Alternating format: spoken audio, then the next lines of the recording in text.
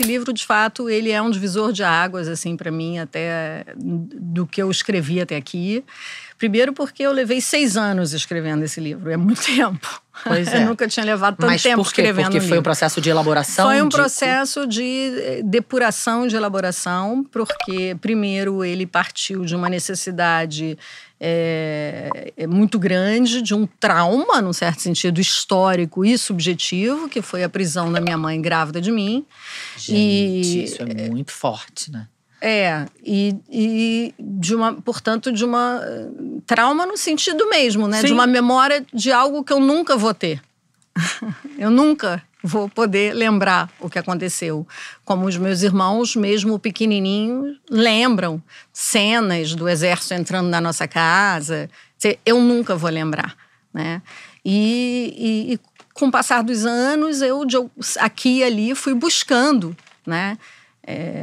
Informações com meu pai. Eu sempre tive um diálogo mais presente, forte sobre isso. Minha mãe falava algumas coisas, mas evitava muito, né? Ela foi se tornando uma pessoa muito silenciosa em relação a isso.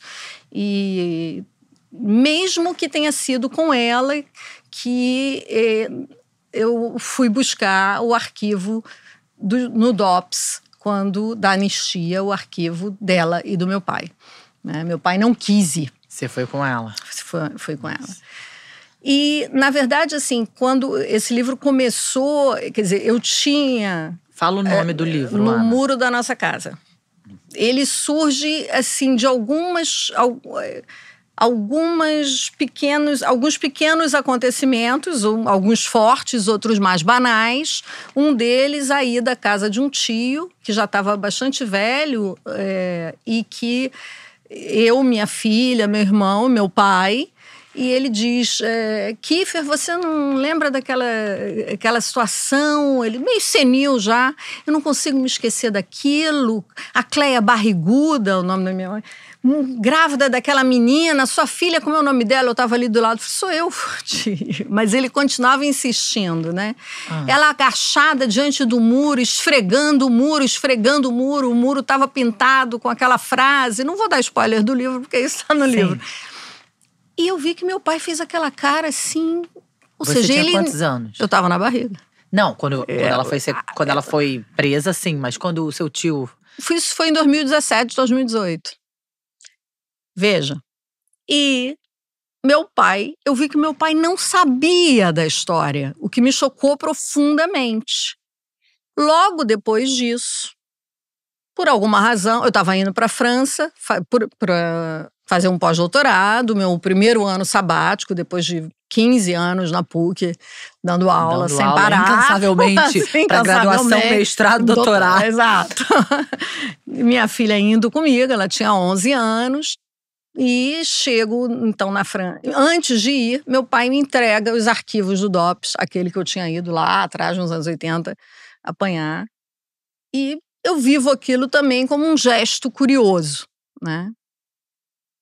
E, de repente, lá na França, segundo turno, eu estava lá, né? E segundo turno eu vejo as tropas do exército com aqueles, né, desfiles pelas ruas da cidade de Niterói, onde meu pai tinha sido deputado, então, no segundo mandato, quando foi preso. E a Câmara fechada. E o muro da casa. E nananã. E eu falei, o que é isso? Eu comecei a ter pesadelos, eu comecei a viver uma série de coisas que ali eclodiram sem que eu controlasse.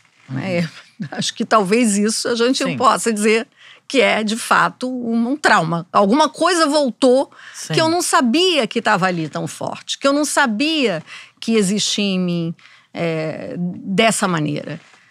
E tudo isso, né, me fez dizer, eu preciso escrever. Que é a sua forma de cura, né? Mesmo que não cure, sim, né? Mas elabora uma dor, né? Eu acho que a escrita... dor aí tão que você não conseguia nem nomear, porque você... Eu acho que é mais isso, assim, né? Tem essa coisa que, para mim, hoje, eu já nem sei dizer o que no livro de fato, eu inventei. O que no livro foi pesquisa, porque eu pesquisei muito os arquivos da Comissão Nacional da Verdade, que significa que eu li, acho que 1000 páginas das torturas nas mulheres grávidas e nas crianças, enfim, foi um trabalho muito grande para poder tentar entender o que teria sentido a minha mãe. Porque era um pouco essa a busca do livro, né? O que será que ela sentiu que eu nunca pude saber?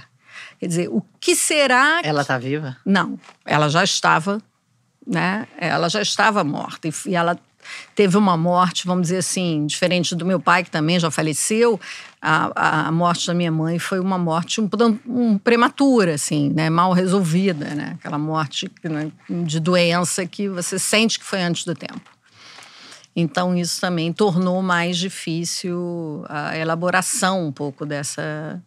A gente não teve esse tempo, né? Então, a sensação que eu tenho é que o livro, ele... Eu já não sei separar, assim. Ele de fato, criou uma história. Sim. E era um pouco isso que era necessário, né? Assim, dar nome, criar uma história. E uma história que, de fato, agora, para mim, ela não é mais minha. Porque a gente pode dizer, é uma história da ditadura? Sim, também. É uma história de violência contra os corpos das mulheres? Sim. E isso não se passa só na ditadura, nós sabemos muito bem. Sim. É uma história da impossibilidade de uma relação entre mãe e filha. Porque isso foi o mais difícil que eu descobri também lendo os arquivos da Comissão Nacional da Verdade, de vários relatos e das pesquisas que eu fiz, que era uma tentativa de compreender a dificuldade que eu tive de relação com a minha mãe, por outro viés que não só essa coisa de ficar interpretando psicanaliticamente, que tantas vezes eu já tinha feito, né? O que fez com que a gente não tenha conseguido se aproximar, né? O que fez com que a gente não tenha podido se dar a mão. Eu me emociono. Sim. E o que eu percebi, assim, nessas pesquisas é que realmente é muito duro para a mulher grávida quando ela é presa, porque de alguma maneira, no mínimo 2 situações ela vive. Ou ela quer abortar para o bebê não sofrer, ou ela coloca, né, o apoio, ou seja, ela se agarra no bebê para sobreviver.